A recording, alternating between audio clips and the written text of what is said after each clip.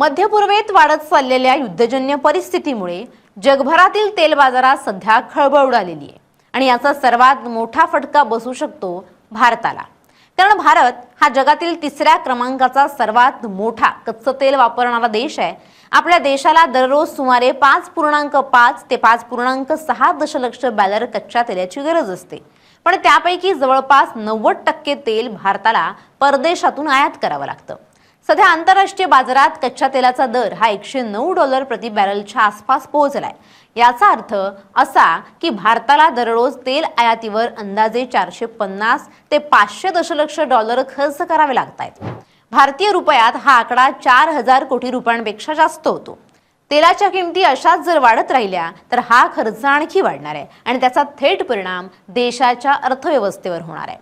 भारतासाठी कच्चं तेल म्हणजे केवळ पेट्रोल डिझेल नव्हे, देशातील ट्रक, बस, रेल्वे, विमान, जहाज, शेतातील ट्रॅक्टर, डिझेल पंप, उद्योगांमधील यंत्रणा, LPG गॅस, प्लास्टिक, रसायनं, औषधं, खतं आणि रस्त्यांसाठी लागणारं डांबर, या सगळ्याचं मूळ कच्च्या तेलात आहे।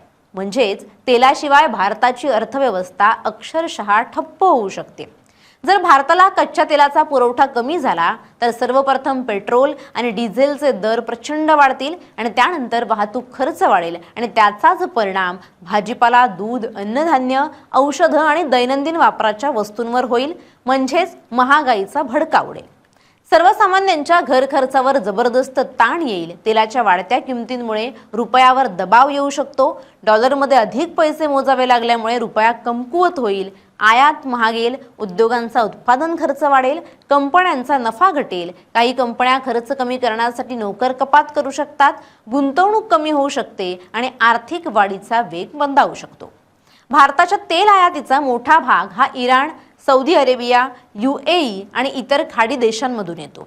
जर मध्य पूर्वेतील संघर्ष वाढला आणि होर्मुझ सामुद्रधुनीत अडथळे निर्माण झाले तर तेल पुरवठा विस्कळीत होऊ शकतो। मग अशा परिस्थितीत भारताला अधिक दराने पर्यायी स्रोतांकडून तेल खरेदी करावं लागू शकतं। कोविडसारखा लॉकडाऊन होईल असं निश्चितपणे म्हणता येत नाही, पण इंधन टंचाई गंभीर झाली तर वाहतूक, उद्योग आणि पुरवठा साखळीवर मोठा परिणाम होऊ शकतो। काही क्षेत्रांमध्ये तात्पुरती अडचण निर्माण होऊ शकते, त्यामुळे सरकार आणि नागरिक या दोघांनीही सजग राहणं गरजेचं आहे। भारताने या संकटाला तोंड देण्यासाठी रणनीतिक तेलसाठे उभारले आहेत। तसंच रशिया, अमेरिका आणि इतर देशांकडून आयात विविधीकरण केलंय।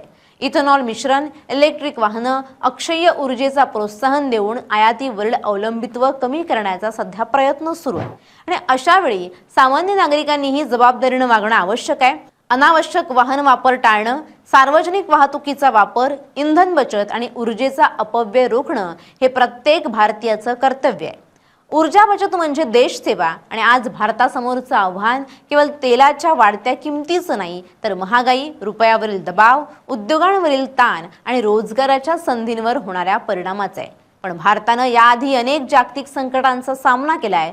योग्य धोरणं आणि नागरिकांचा संयमी पाठिंबा असेल तर हे संकटही भारत नक्की पार करू शकेल अशी अपेक्षा तज्ज्ञांनी व्यक्त केली आहे।